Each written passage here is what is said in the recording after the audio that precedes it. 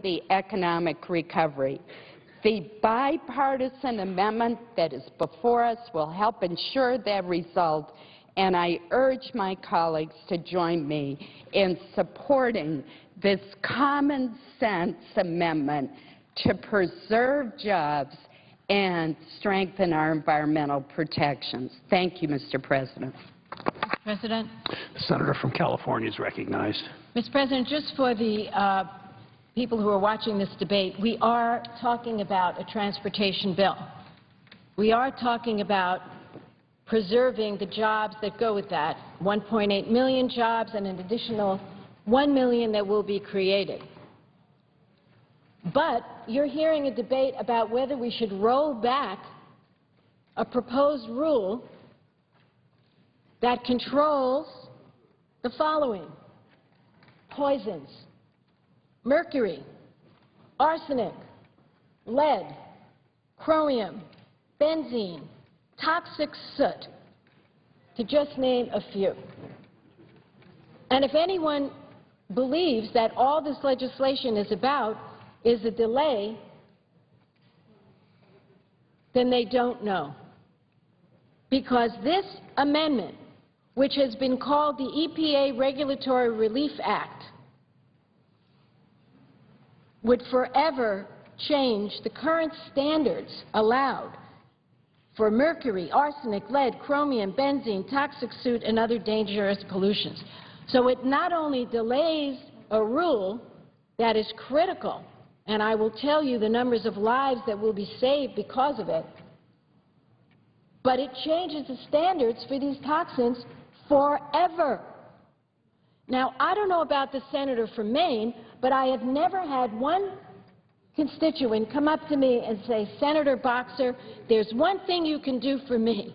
I beg you, increase the arsenic in the air. I need more mercury. Oh, I'm desperately in need of more benzene, chromium, and lead. I've never heard one say, I'm willing to risk the fact that my grandchild, who's going to be born in a few months, I'm willing to risk the fact that they may have brain damage.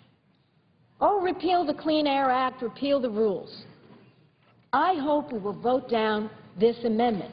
This amendment is described as being nothing but a delay, when it actually changes the standards for the most poisonous pollution known to humankind.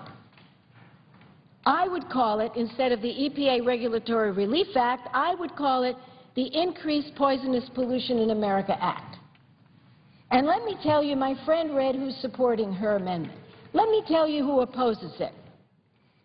People from our own state, the National Association of County and City Health Officials, the American Lung Association, the American Public Health Association, the American Thoracic Society, the Asthma and Allergy Foundation of America. That's just a partial list. We need to vote this down. My friend makes a number of points about biomass, and we have the great senator from Oregon here who actually took this issue on in the beginning, and he's going to have some time to talk about it, and resolved a lot of our problems with this. He is to be credited for a compromise with EPA that will work. I just want to say here, and I say everything I say is fact. It's peer-reviewed fact. These toxins cause cancer, heart disease, and premature death. So to stand up here and say, all I do is give EPA another year because they're not ready anyway, Madam President, I ask unanimous consent to place in the record a letter from the EPA saying they're ready by spring. May I put that? Without objection. When my friend says EPA needs more time, they've had 20 years on this in terms of regulating these pollutants. And Senator Carper from Delaware, who's a very moderate member of this body, has stood up in front of our caucus, Madam President, and made a passionate plea. We don't need any more delays. We need action, and we need wise action. And EPA has said they'll work with our states, state by state. They'll work with the polluters, polluter by polluter. Because of the leadership of the senator from Oregon, they have written letters to many of us who are concerned, saying that they will work on this. Well, I'm not going to talk too long because I want to leave time for my friend, but I must put in the record the following facts.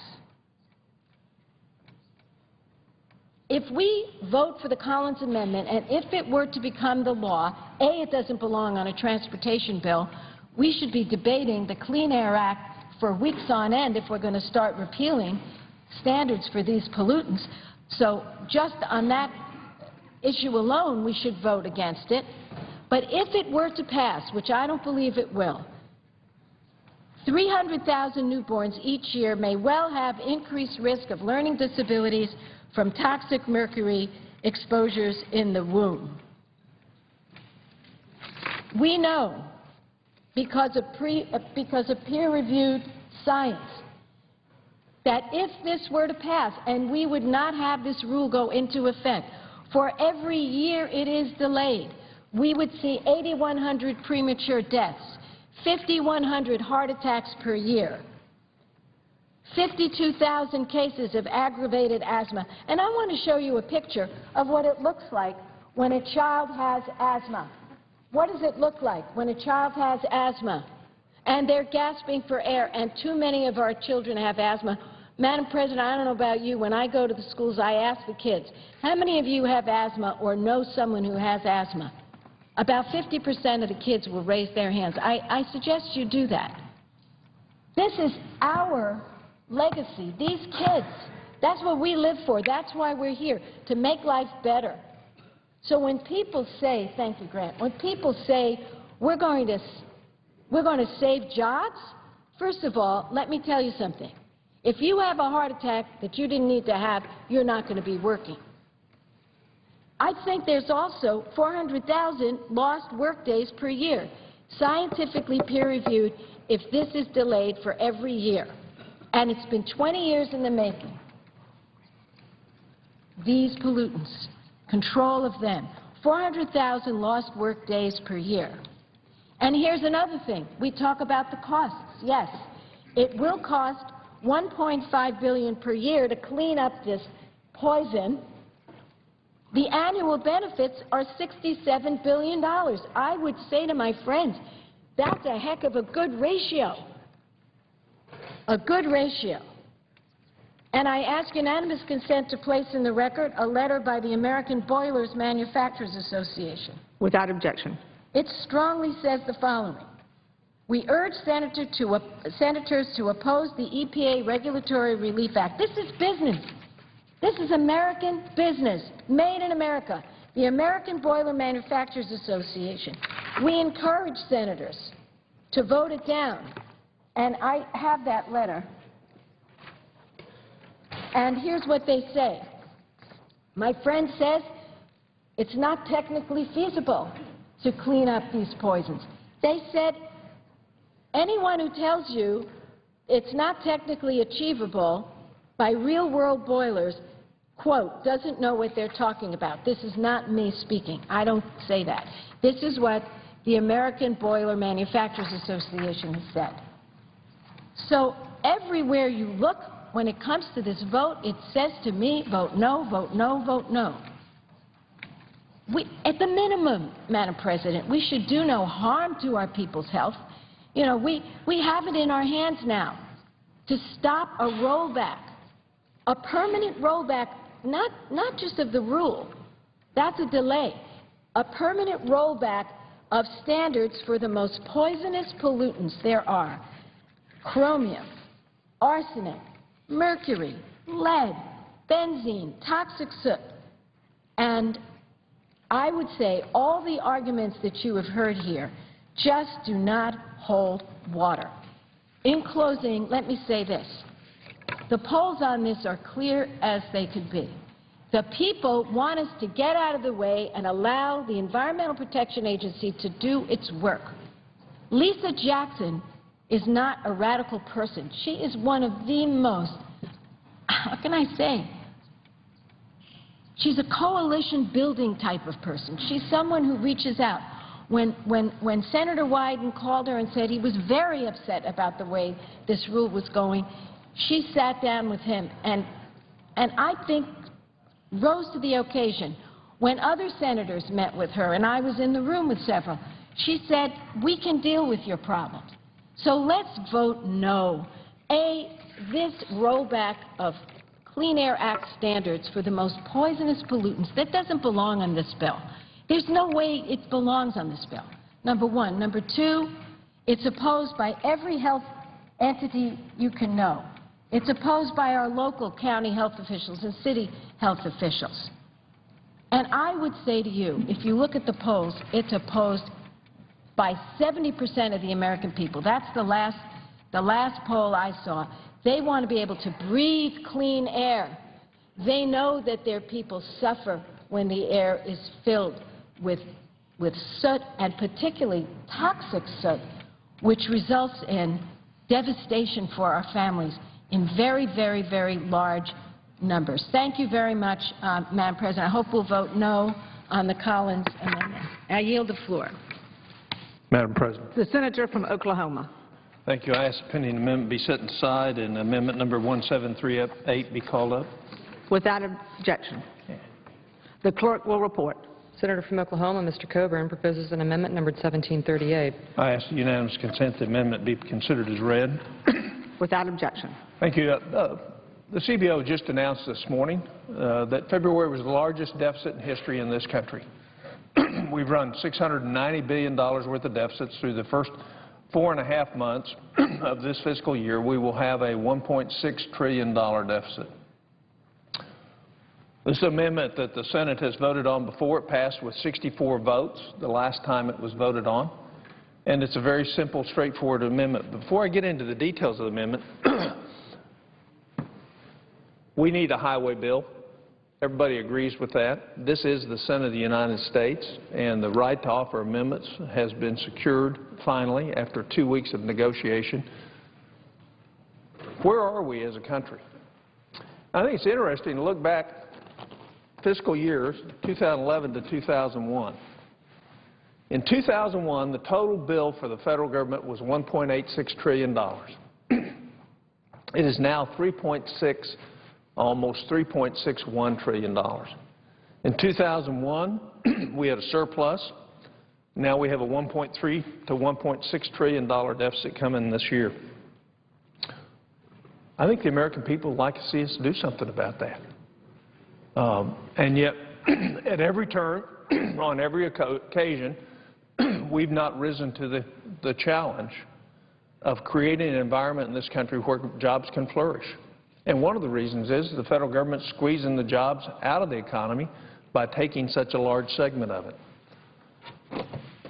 What this amendment does, it's very straightforward and very simple. The GAO, through 2 reports now, one released just this last month, a second in a series of 3 which will become annual, has told Congress where the problems are. And the problems are in continuing to do the same thing in multiple programs at multiple agencies. And they've outlined billions, hundreds of billions. I can calculate at least $100 billion worth of duplications that they've outlined and said we didn't do anything about it last year when they gave us the first. Now they're giving us another that has probably another $30 or $40 billion worth of savings for the American people because of duplications.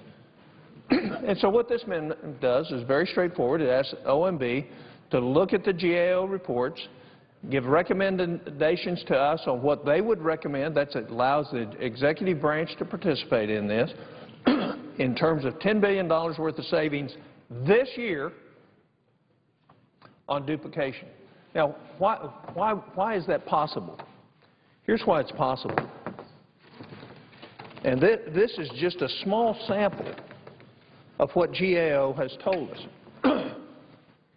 We have 209 different programs spending $4 billion through 8 different agencies to encourage science, technology, engineering, and math education in the United States. Can anybody in this body defend the fact that we have 209 different programs? No. Nobody will even stand up and defend it.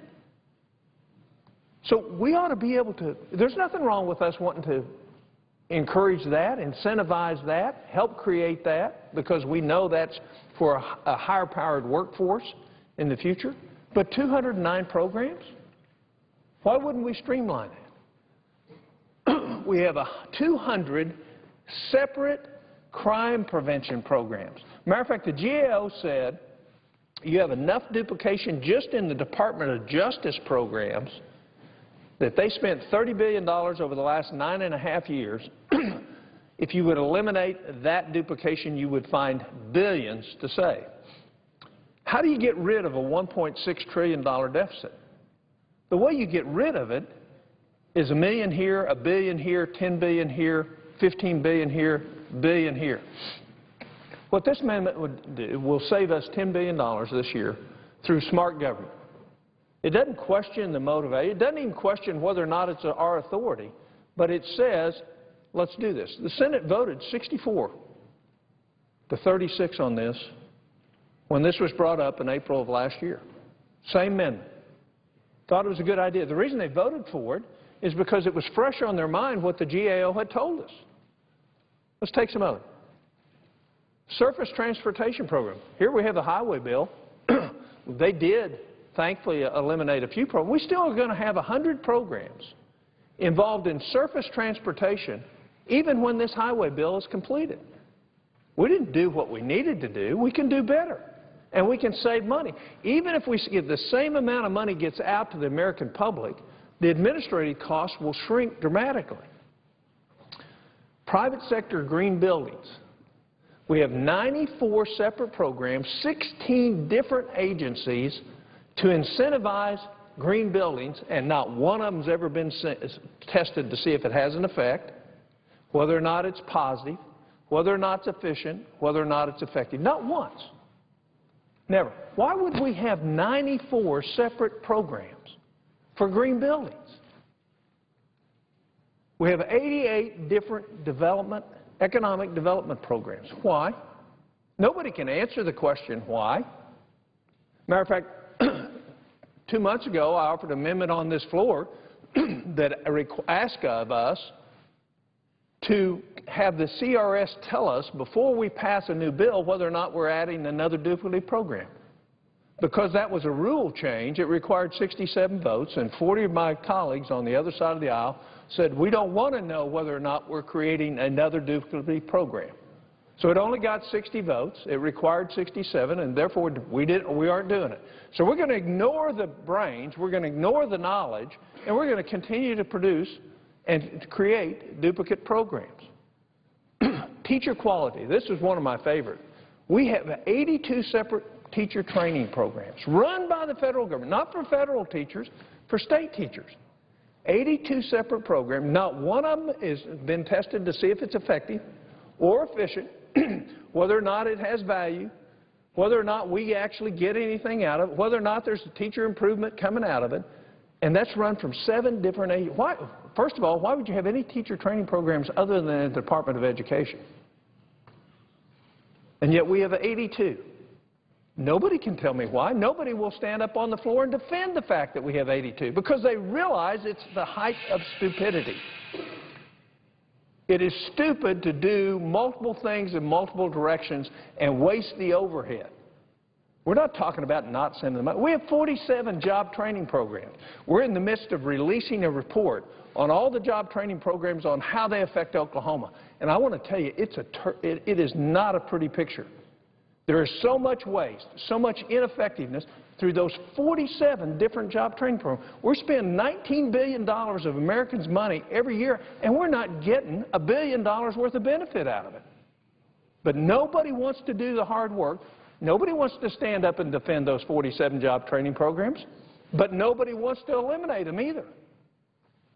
We have a real problem. This is the first step, a First Amendment, where we can make with this bill. You know, by the way, the highway bill, we're having trouble paying for it. We're going to pay for 2 years' worth of highway spending with 10 years' worth of reductions.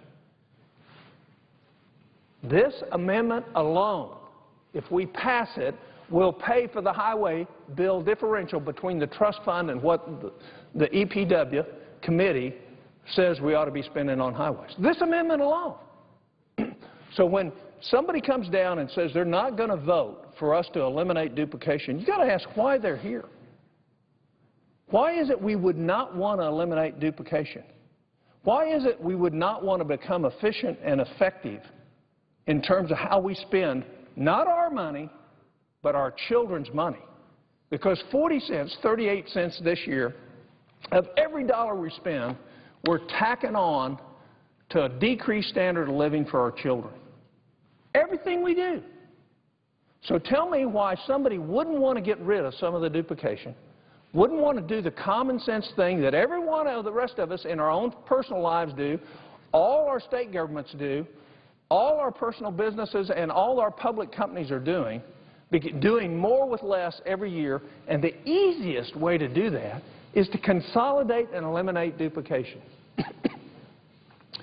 So when you see the vote today, if it doesn't get 60 votes, what should the American people learn from that? Here's what they should learn. It's not about gridlock. It's not about partisanship. It's about incompetence and a lack of thoughtful consideration for the people who will follow us. This is easy stuff to do. We have hard stuff yet to do in our country. We're going to be making tons of hard decisions over the next 2 or 3 years. Everybody in this body knows it. They're kicking the can down the road, hoping they don't have to be involved with the very tough decisions that we're going to have to make. This is the easy one. This is easy. I would ask my colleagues to consider this. If you voted for it in April of 2011, I'd appreciate your vote again. If you didn't vote for it, I'd ask you to reconsider why you're here.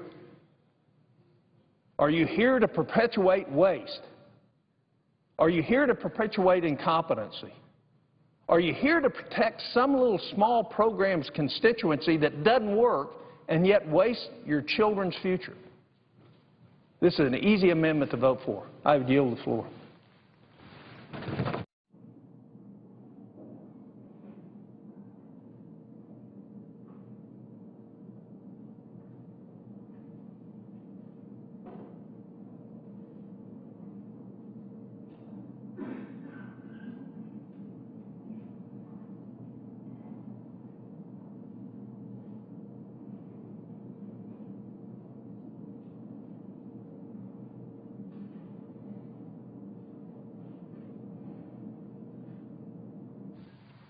Madam President. The Senator from Oregon.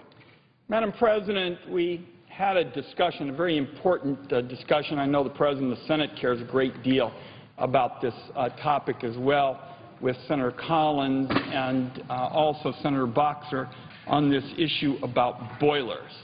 And I want to be clear about what's really at issue in this debate. The debate about boilers, Madam President, stems from the fact that EPA did not originally get the boiler rules right. The agency admitted that they didn't get them right, and the agency said that they needed 15 months to fix the boiler rules. But the court said that the agency couldn't have the time. They said that EPA could have 30 days to fix the rules. And as colleagues said, this debate has gone on for so long, there's no way it's going to be turned around in 30 days. So, Madam President, I joined in the legislation to give EPA 15 months to rewrite the rules so as to protect good-paying jobs and communities that are affected by the boiler rules while ensuring the health of our people and the protection of our environment. Now, Madam President, that was 15 months ago. EPA got the time. It said that it needed to rewrite the rules, and the new final rules will be out within 90 days. And I'd just like to outline for the Senate what the new rules will do. First, the new rules as proposed in the legislation, change what constitutes solid waste so that boiler fuels, for example, that are wood waste can be used for fuels like biomass. And waste from steel mills, as another example, can be used as a fuel as they are today, rather than to be regulated out of existence as a fuel source. Second, Madam President, as proposed in the legislation, the new rules will create an open to the public list of what can and cannot be burned in a boiler. This is going to provide important predictability and certainty to American industry, and it will provide new accountability to our communities. All across the United States, Madam President, folks are going to be able to know, as a result of these new rules, what can and cannot be actually burned in a boiler. Third, again, just like the legislation, the rules address the fact that because EPA was unable to get the rules right at the outset, more time is needed for compliance. I know the distinguished President of the Senate has been interested in this issue as well, the question of compliance and the time that would be provided for industries to meet the standards. In the final rule, the compliance clock is reset with a rule providing additional time for industry to comply. And, Madam President, this is just like what is in the original legislation. So industry will have 4 years to comply, and Administrator Jackson has stated in writing that she will assist any hard-hit community, any company facing extra duress in terms of complying. Administrator Jackson has indicated on a case-by-case basis she will provide additional time to help those communities and to help those companies. Madam President, I would ask unanimous consent at this point that the Administrator's letter to me be inserted into the record. Without objection. Madam President, I want to address the discussion that we heard from our colleagues, particularly Senator Collins and Senator Boxer, on the key point. The changes that I have described, Madam President, the fact that we've made the rule changes so that so many of these materials will be treated as fuels, which is important in timber country that I and the distinguished President of the Senate represent, the fact that we have this new process that provides predictability and certainty about what can be burned in a boiler, the fact that there's the additional time. Madam President, all of this, in my view, has been spurred by the legislation introduced by the senator from Maine, Senator Collins. We ought to make no mistake about it, Madam President. The important rules changes that I have outlined this morning that I think are going to provide certainty and predictability to our businesses, while at the same time protecting the health of our people, the environment of our country, have been spurred because Senator Collins was willing to pick up the challenge and address this issue. These new rules, Madam President, are going to finally take effect in less than 90 days.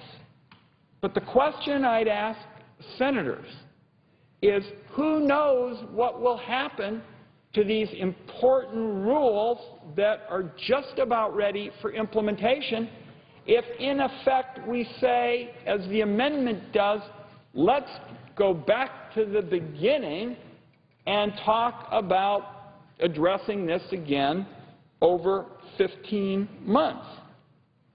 If the amendment passes and EPA is told, as I've been advised under the text of the amendment, to take another 15 months, in my view, what would happen is the agency would go back to spending this additional time working to try to get to the point where we are today. That, in my view, Madam President, just doesn't add up. It doesn't add up for the industries that have been concerned about this. It doesn't add up for the communities.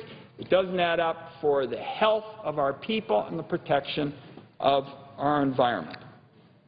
Let me close with this, Madam President. Having been involved in the legislation, number one, having tried to make clear this afternoon, Madam President, that these important rules, in my view, have been spurred by the legislation Senator Collins has talked about today, I want to state that I intend, and I know others in the Senate will do as well, to watchdog the rules that will be out shortly every step of the way to ensure that they are fully implemented, to hold the Environmental Protection Agency to the commitments that have been made in these rules that are forthcoming, and to ensure that all of our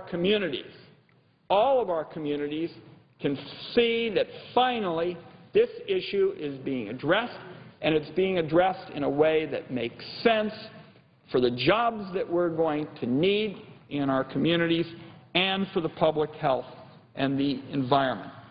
Madam President, I hope colleagues will look finally at the letter that Secretary Jackson has sent me. I think it addresses in particular the timetable that so many senators have been concerned about here.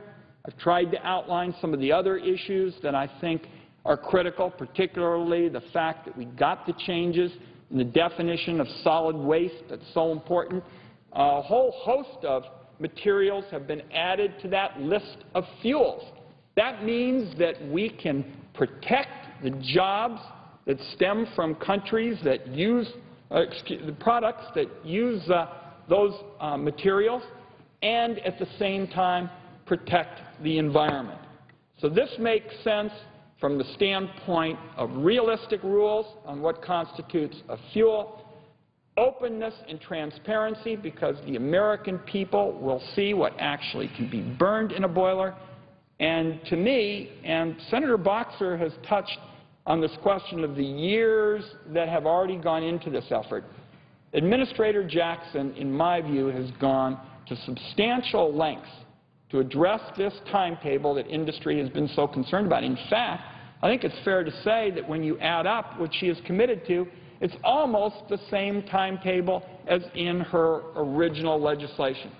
So why in the world would we want to set aside those rules and go back again to the period of starting a new 15-month clock only to see, in my view, that after those additional 15 months, we'd be back to the place that we are today in terms of the rules that will be shortly implemented.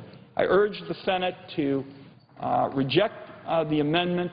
We're going to continue to watchdog this issue until these rules are fully implemented. And with that, Madam President, I yield the floor.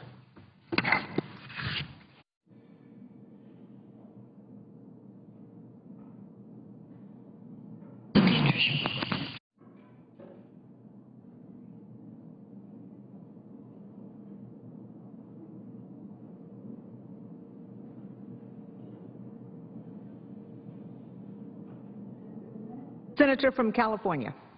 Madam President, I'm very happy to see that we are making progress. I still continue to believe that these controversial amendments didn't have to be on this bill. But having said that, we have our agreement. So our understanding is, and I wanted to, for all senators to say that our hope is to begin voting sometime around the 2:30 time frame, and to do a great number of votes at that time, maybe as many as 8, 9, 10 votes. So we're waiting for people to come to the floor to speak on different amendments. We expect that Senator Hoeven would be here shortly to call up amendment number 1537, and we urge him to do that. Senator Merkley wants to speak on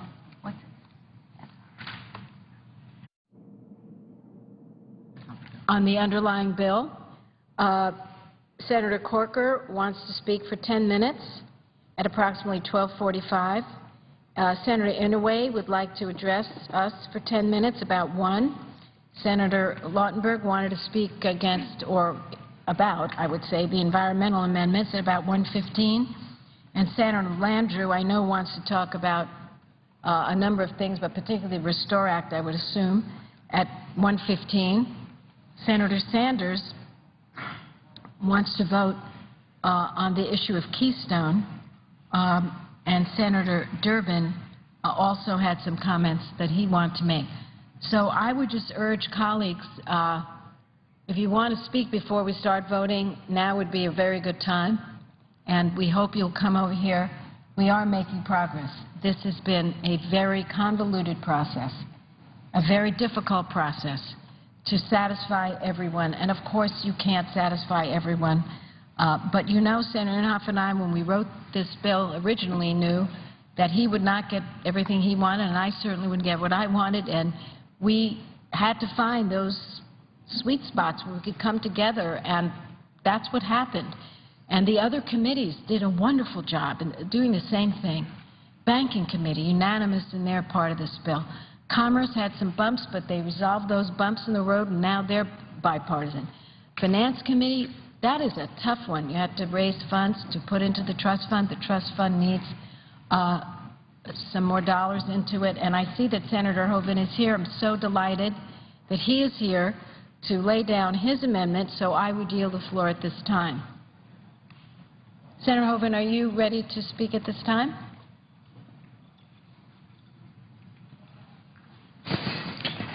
I am, Senator, but if you were finishing up, that's fine. I'd be certainly willing to defer. Thank you, sir. We're very happy to have you here. Please proceed. North Dakota. Madam President, I'm just waiting for my associate, who's got some charts, but I certainly can proceed at this point. Thank you for providing some time this morning. I'm here to speak in regard to my amendment, Amendment 1537, which is at the desk, and I ask that it be reported by number. The clerk will report. This is an amendment. The Senator from North Dakota, Mr. Hoeven, proposes amendment number 1537. Thank you, Madam President. This is an amendment that would provide for approval of the Keystone Pipeline project. Congress has, under the Commerce Clause of the Constitution, express authority to regulate commerce with foreign countries.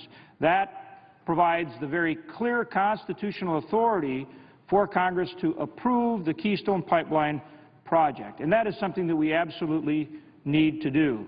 Today there will be a very clear choice. There will be a very clear choice for the members of the Senate. And make no mistake, I don't want to leave any doubt here. This is a clear choice. My amendment provides that the Keystone Pipeline project will move forward, authorized by Congress.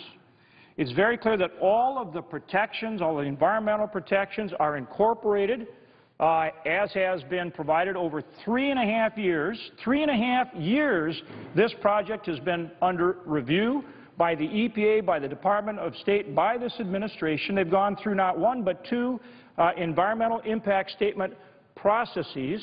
They've met all of the environmental requirements. Our legislation incorporates all of that, and in addition provides whatever time is necessary for rerouting the pipeline through the state of Nebraska. Here's a schematic of the project. And the one issue in terms of the routing was through the state of Nebraska. This legislation provides whatever time is necessary for the Nebraska Department of Environmental Quality to work with state, to work with EPA, and reroute the pipeline through the state of Nebraska. So my point is, we incorporate all necessary environmental safeguards into the project, but it authorizes that the project, after 3.5 years, can go forward. And so I'd like to talk for just a minute about why that's so important, because there's another amendment, an alternative that has been presented by Senator Wyden, that amendment, let me be clear, that amendment will block this project. That amendment will block this project. Let there be no confusion. The Hoeven-Lugar-Vitter amendment will advance the project. The amendment that is being put forward by my esteemed colleague, Senator Wyden, as a Democratic alternative, that will block the project. This is a clear choice. Nobody should be confused. Gas prices. Now, this chart's a few days old, so it's a little bit behind the curve. But since this administration took office, gas prices have gone from $1.85 a gallon, more than doubled, to $3.70 a gallon. Now, this is a little bit old, so the national average is actually higher. Last I checked, it was $3.76 a gallon going up. So it's probably higher than that today. And that's from AAA. And the projections are that gasoline prices will be $4 a gallon by Memorial Day and possibly more than $5 a gallon later this summer. And that means every American's paying that at the pump. They're paying that at the pump. That's affecting our American consumers. That's affecting our businesses. That's affecting our economy. So what's the administration doing about it? What's Congress doing about it? Well, the Obama administration has said we're going to have an all-of-the-above, when it comes to energy, we're going to have an all-of-the-above strategy. I agree with that. We should have an all-of-the-above strategy. But the point is you can't just say it, you got to do it. You can't just say it, you got to do it. And the administration at this point, not only are they just saying it and not doing it, they're in fact blocking it. And I'm giving you as clear, as clear an example as I can think of. I mean, I don't know how it could be any clearer that they're blocking energy development in our country. This pipeline project will bring 830,000 barrels a day of crude oil to our country. Now, that's more than 700,000 barrels a day from Canada, and that's more than 100,000 barrels a day from my home state of North Dakota and our sister state, Montana. 830,000 barrels a day bringing of product coming to our refineries. And the administration has said no to this project. And they continue to say no to the project. Now, they've approved this portion of it. That doesn't bring one single drop of product to our country. So they're, I don't know, they're kind of confused, I guess, about exactly what they're doing. But they continue to block this project. So that means 830,000 barrels a day that we have to get from the Middle East. And everybody knows what's going on in the Middle East. You've got incredible turmoil. You've got incredible tension in the Middle East. Iran may close the Strait of Hormuz. They've threatened to do that. And as a result, crude oil prices continue to go up, and consumers continue to pay more at the pump. So in the face of all that, in face of real hardship to working Americans, the administration is saying no to this project. They're saying no to my home state of North Dakota. They're saying no to Montana. They're saying no, we aren't going to allow you to build this project that gets that product to market. And no to Canada, we're not going to allow you to bring that oil in the United States. Instead, you're going to have to send it to China, and we're going to continue to get oil from the Middle East, and our consumers are going to continue to pay higher prices. And again, make no mistake that this choice today is a choice. It's a choice whether we vote for an amendment to move forward with this project or whether we vote for an amendment to block the project. And again, there should be no confusion about that. So why would the administration hold up this project? Why in the world, with gas prices, going to $4, maybe $5 a gallon, why in the world would anyone oppose the project? Well, the opponents have put forward three arguments.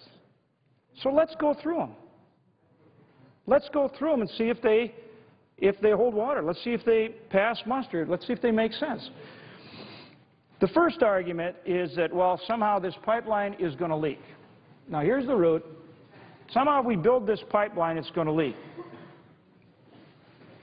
We've built a sister project. That's working just fine. There have been no underground leaks in the sister project. In it. There were some minimal leaks at joints as they built it and put it together. Those were handled in the normal course of construction and so forth. There have been no underground leaks with this sister pipeline. It's working fine. So why would this one be a big concern about leaking? Doesn't make much sense. But if you don't buy that, let's look at the network of pipelines in this country. Now, here are the pipelines that carry oil and gas in this country. There are thousands of pipelines, millions of miles of pipelines right now operating in this country, right through the very region that this Keystone pipeline would pass. But somehow, this one's going to leak. This one's a problem. This one is a problem. And these thousands aren't? And that's a reason to say no after 3.5 years? Come on.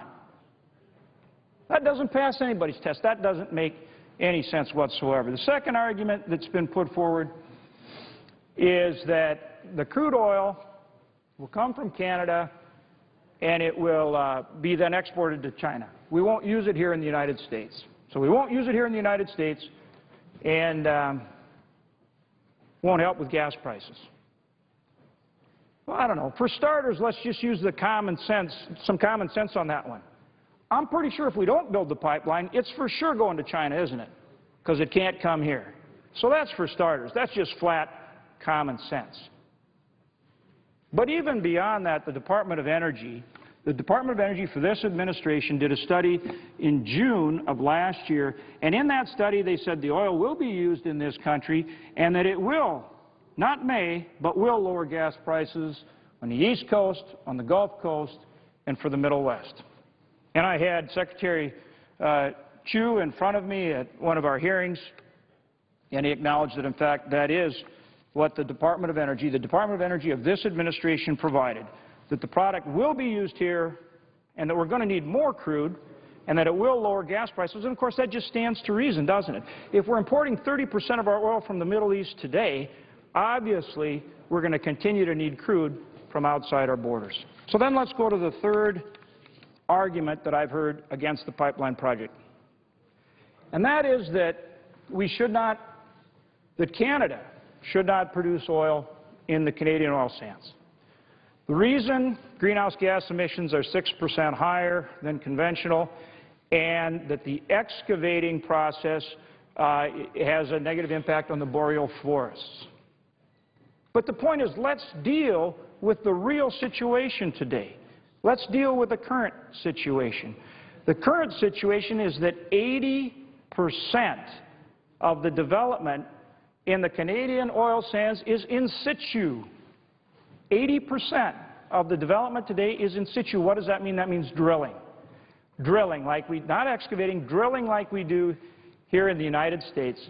So you've got about the same footprint and the same greenhouse gas emissions as with conventional oil. So those are the arguments against it, and they don't hold muster. So here we are faced with a very clear choice.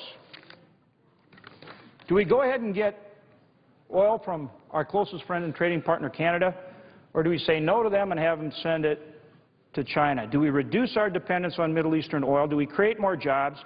Do we increase supplies so we reduce the price of gasoline for our hardworking American consumers? How about national security?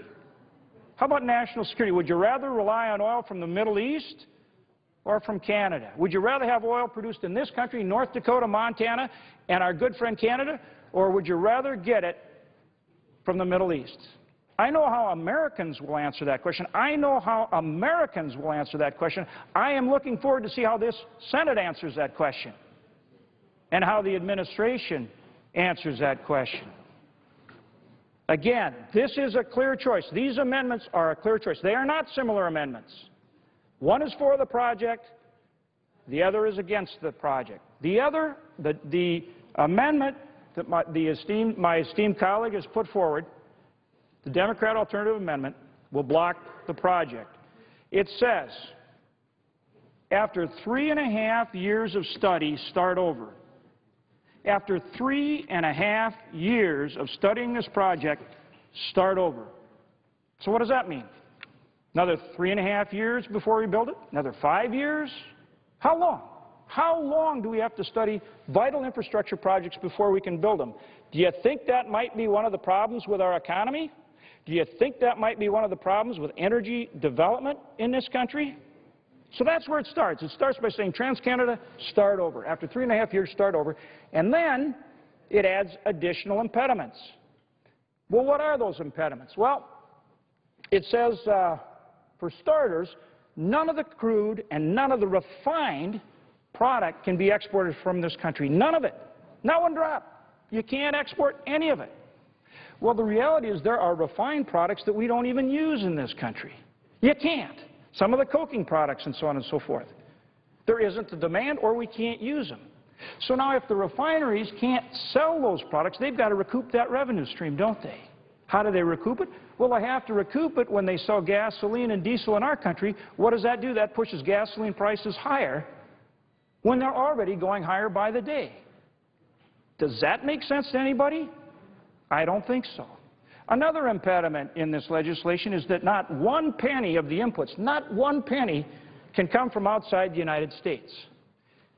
Even though 75% of the steel and 90% of all the other materials in this multi-billion-dollar project, all paid for by private enterprise, no government spending, 75% of the steel, 90% of all the other inputs come from North America. But that's not good enough. No, we're going to say every single penny of the inputs has to be bought in the United States. And of course, the company can't do that because they've already bought a lot of the steel. They've already bought a lot of the other materials. So it's just a way to block the project. And think about it. Think about that absurd level of protectionism. We're really going to grow our economy. We're really going to create a lot of good jobs with that kind of protectionism. You can't import anything and you can't export anything. And we're going to grow and expand and diversify this American economy. We're going to put people to work. We're going to raise income with that approach? I don't think so. So, again, I go back to where I started. We have a clear choice today, very clear choice. We can stand with the people of America. We can stand with the workers. We can stand with the families. We can stand with small business. We can work to grow our economy. We can work to create jobs. We can work to strengthen our national security. Or we can choose to say, nope, we're going to continue to rely on oil from the Middle East. We're not going to work to increase supply. We're not only going to turn down our good friend and partner, Canada, we're going to turn down some of our own states like North Dakota and Montana and say, no, we don't want that oil. We'd rather get it from the Middle East. So today is a clear choice. It's a clear choice about building a better energy future for our country, more jobs, more security.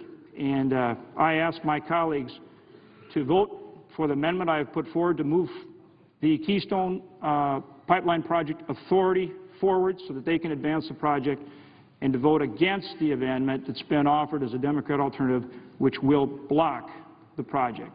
Thank you, Madam President. I yield the floor. Madam President. The Senator from Oregon. Madam President, I have filed an alternative to the amendment offered by my friend from North Dakota. I would ask unanimous consent to call up Amendment 1817, and I would ask that the clerk report it by number. The clerk will report. The Senator from Oregon, Mr. Wyden, proposes amendment number 1817. Madam President, I would yield the floor at this time.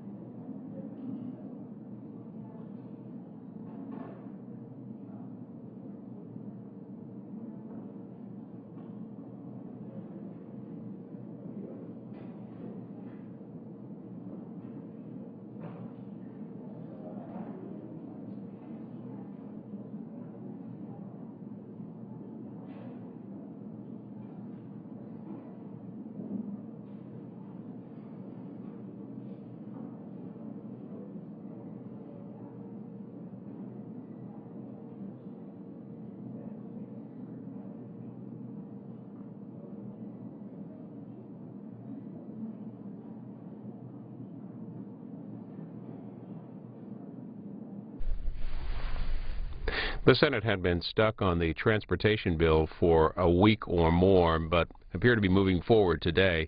Debate on a number of amendments and votes beginning at 2:15.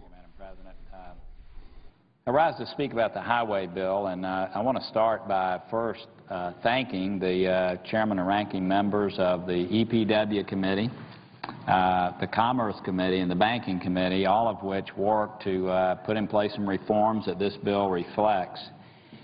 There is a component of this bill, though, where work has not been done in a satisfactory manner, and that is actually paying for this bill. I know the senator from North Carolina has been involved in numbers of discussions about deficit reduction. I know we've had just ad nauseum meetings about how we really get our spending under control in this country. And last year, after the Erskine Bowles from your state and Alan Simpson from the state of Wyoming came together with the Bowles-Simpson report, there was a pretty big effort in this body to try to adopt the principles that were laid out there. As a matter of fact, 32 Republicans and 32 Democrats sent a letter to the President asking him to embrace those. Later on, there was another effort put in place by a super committee was put in place, and numbers of people on both sides of the aisle wrote letters asking that this super committee really do something outstanding for our country and reduce the deficit by $4 trillion if possible. My point is that there's been a lot of bipartisan efforts towards reducing our deficit, and yet the only thing that we've done thus far, the only thing that has any meat on it at all, was the Budget Control Act, which was passed on August the 2nd. The Budget Control Act was passed in a trade, if you will. At that time, the country's debt was beyond the debt ceiling that was allowed by law. And so in order to raise the debt ceiling, there was an agreement reached by this body to lower the amount of spending that was going to take place over this next 2 years by an equal amount. And so we passed something on August the 2nd of last year called the Budget Control Act. And the Budget Control Act laid out specifically what we were supposed to do as a country to be responsible in reducing our spending. Again, this is something that was passed in a very bipartisan way. As part of that process, because we haven't passed a budget here in some time, there was a budget resolution, there was a deeming process that was put in place as part of the Budget Control Act. Chairman Conrad laid that down right after the fact, and we are governed by that deemed resolution in this body. Unbelievably, we have this very popular program. The highway bill is something that people on both sides of the aisle strongly support. I want to see a highway bill. I was the mayor of a city and understand how important highway infrastructure and transit spending is to this country. So unbelievably, with a very highly supported bill, what this body is doing is already violating the spending levels that were deemed by virtue of the Budget Control Act passing and a budget resolution that came thereafter. So what I would say is that this body already, 7 months after this nation and actually the world watched as we wrestled with our debt ceiling, they watched us pass the Budget Control Act. They knew that it had a deeming process that took place where a budget resolution was deemed, and we are already in violation of that. And all I'm doing is asking the members of this body, so many of us in a bipartisan way, have raised up and said we have to do those things to get our budget and our spending under control, to control deficits in this country. So many of us took tremendous heat in voting for this debt ceiling that took place last August. And yet this body, in passing a very popular bill that you would think would cause us to want to prioritize and say, okay, we do need to spend money on highways, and so therefore let's spend less on something else. This is a very important piece of legislation, and I want to thank the the chairman of the EPW committee for the reforms that have been put in place, the way their committee worked in a bipartisan way. And these comments this morning have nothing to do with the work that the EPW committee did. But the fact is, we are not paying for this piece of legislation in the appropriate way per the guidelines that we laid down as a part of the process that was put in place by the Budget Control Act. And to me, that is absolutely irresponsible, especially when you look at the spending levels, the amount of spending levels that are above that deemed budget resolution. So, at this time, I want to offer a point of order. I know that the chairman is back, and I've been filibustering slightly until you got here. Madam President, the pending measure S. 1831 as amended would exceed the aggregate level of budget authority and outlays for the fiscal year 2012 as set out in the most recent budget resolution deemed by the Budget Control Act of 2011. Therefore, I raise a point of order under Section 311A 2A of the